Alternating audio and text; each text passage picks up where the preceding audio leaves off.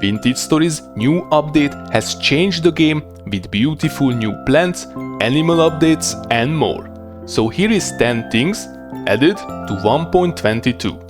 Let's start with berries, because this one is a pretty big change. FOMO has officially entered Vintage Story. We now have legacy berry bushes, which are no longer obtainable, but they still work as they used to. For the new bushes, things are different now. You can no longer just pick up berry bushes like before. If you break the bush, it gets destroyed and you will only get plant debris. Instead, you now need to take a cutting using a knife to propagate them, which you can only do once per year per bush. On top of that, bushes now have traits. These can give different effects, some good, some bad, and a single bush can now have multiple traits at once. You also need to fertilize them roughly every 2 years to keep them healthy. So if you were ever bored or felt like farming was too simple, don't worry. The developers fixed that. Moving on to Flora, we got some nice additions here.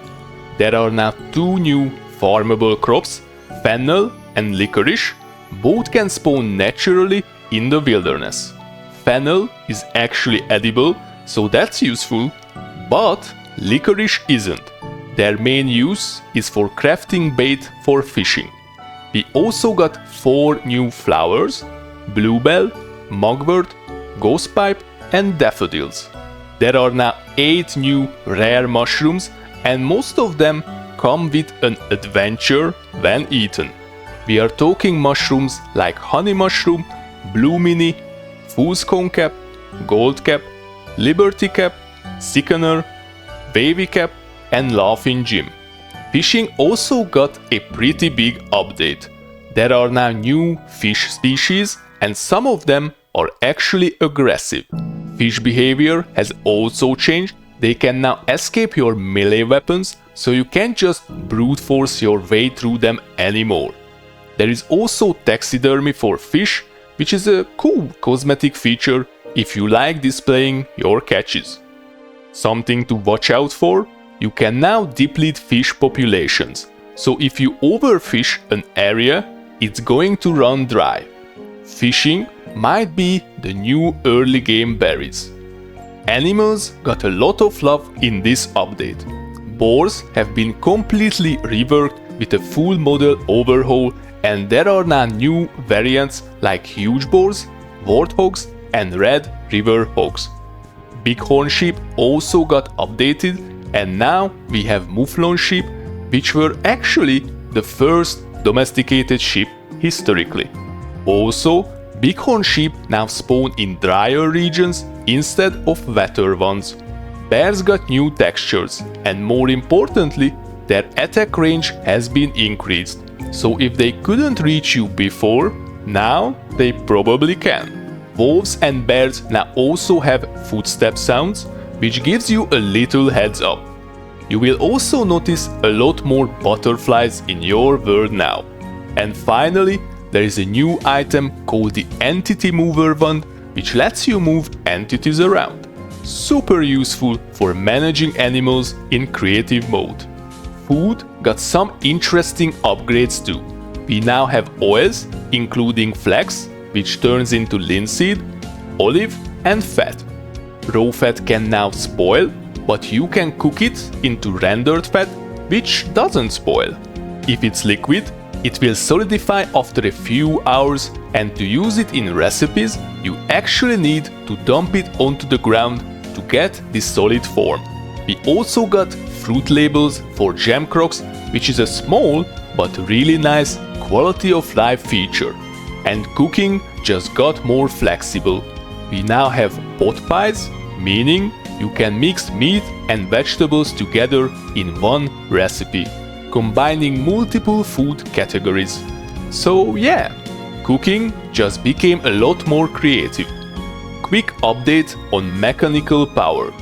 Water wheels were already covered previously, but for windmills, we now have a large windmill sail that produces double the power.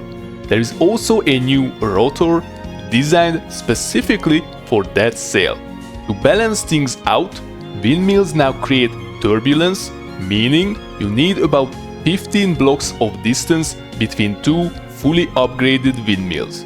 And finally, we now have in-wall mechanical power axles, so you can actually seal rooms properly to keep that nasty cold out. The mechanical and smithing systems got some serious depth. There is a new forge model and tongs now have durability. But don't worry, we also got metal tongs which last much longer. You can now use bellows to heat up the forge.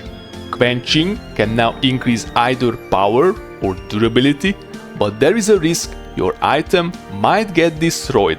If you cover the tool head with clay, you increase durability. If you don't, you increase power.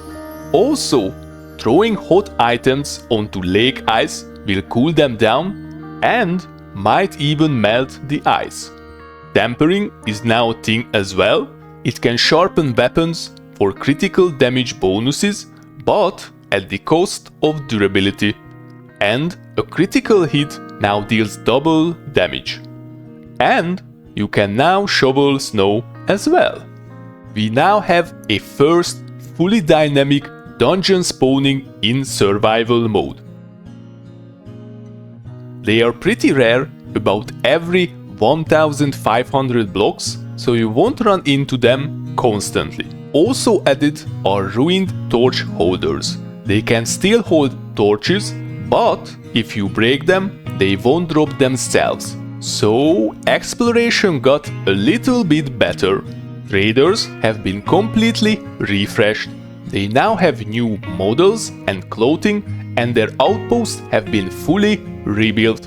You can even find triple trader setups, basically forming small towns. There is also more clutter and detail, making each outpost feel unique depending on the trader type. It's a big visual and immersion upgrade overall. And finally, a bunch of smaller but still important additions. Ceramic oil lamps now have a new model, aren't made from bows anymore, and can now be hung. Hematite and limonite nuggets can now be used for cave art and writing, giving you red and yellow ochre colors. He also got new iron and steel spears, and because of that, other spear tiers have been slightly nerfed. There are 6 new hair colors, a bunch of new clothing sets, and mannequins can now display your clothing, which is great for decorating or showing off your gear. So yeah, that's some of the most interesting things in Vintage Story 1.22. A lot of systems got deeper, some got harder, and overall the game just keeps getting more complex and immersive. Let me know in the comments what your favorite change is and whether you like the new systems or not. And if you want more content like this, you already know what to do. Like and subscribe. See you in the next one. Bye!